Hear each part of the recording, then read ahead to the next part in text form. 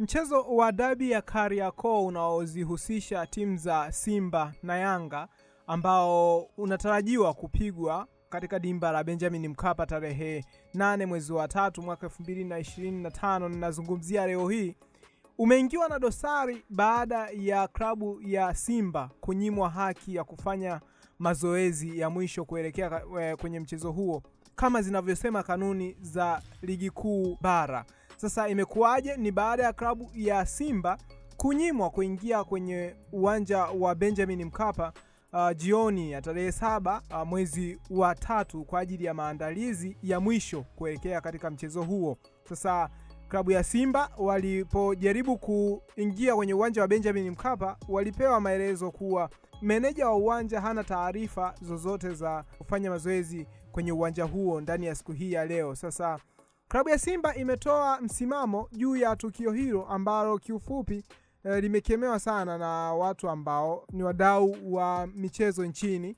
Sasa taarifa kwa umma hii imetolewa na klabu ya Simba, inasema kuwa Simba Sports Club imesikitishwa na vitendo visivyo vya kiungwana dhidi ya timu yetu kuelekea mchezo wa ligi kuu NBC dhidi ya Yanga, Simba ikiwa timu mgeni.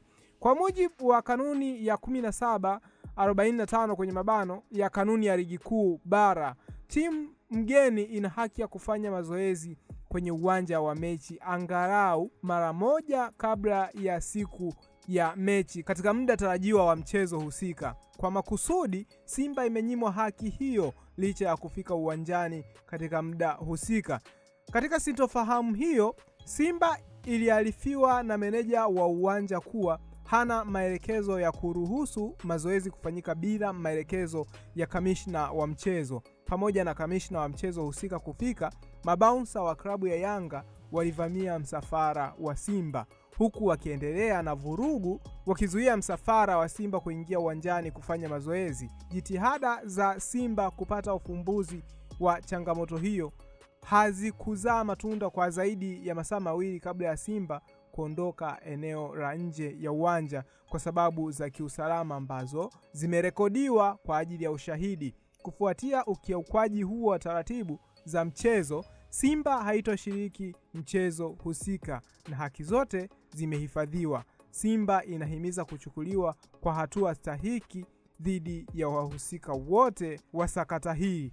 Ni taarifa ambayo imetolewa na management ya klabu ya Simba usiku huu wa kuamkia siku yenyewe hii ya dabi ambayo ilikuwa imesubiriwa kwa hamu kubwa na mashabiki wa mpira nchini Tanzania na pengine na nchi nyingine ambazo zinafuatilia pia michezo kutokea Tanzania. Klabu ya Simba wametangaza kuwa hawatashiriki mchezo huo kwa sababu kuelekea mchezo huo taratibu na kanuni za mchezo zimevunjwa, kwa hiyo wao hawapo tayari kushiriki. Sasa kuna kitu kimeandikwa na mchambuzi wa michezo Farhan Kiham ambaye ameandika kuwa Simba hawezi kugomea mechi kesho kwa sababu ya kanuni. Ukisoma kanuni za TPLB toleo la 24 mwaka 2024, kuna kifungu kuhusu taratibu za mchezo kinasema timu kufanya kosa la kikanuni haimaanishi mpinzani apewe ushindi. Hivyo maana yake kosa la kikanuni linaadhibiwa kikanuni. Kwa kuwa Simba kutoka kufanya mazoezi ni kosa la kikanuni, ikitokea akagoma kwenda uwanjani kesho, maana yake Yanga anapewa alama 3 na mabao 3 kwa kuzingatia kanuni. Tusome kanuni ndugu zangu. Hapa Yanga akitiwa hatiani basi atalipa fine pekee, ila mchezo uko pale pale. Ni kitu ambacho alikiandika mchambuzi huyu Farhan Kiham. Kwa hiyo kulingana na Farhan Kiham, anadai kuwa Simba hawezi kugomea mchezo kwa sababu wakigomea mchezo basi watakuwa wameipa klabu ya Yanga pointi 3 na magoli 3 kiulaini kabisa kulingana na kanuni.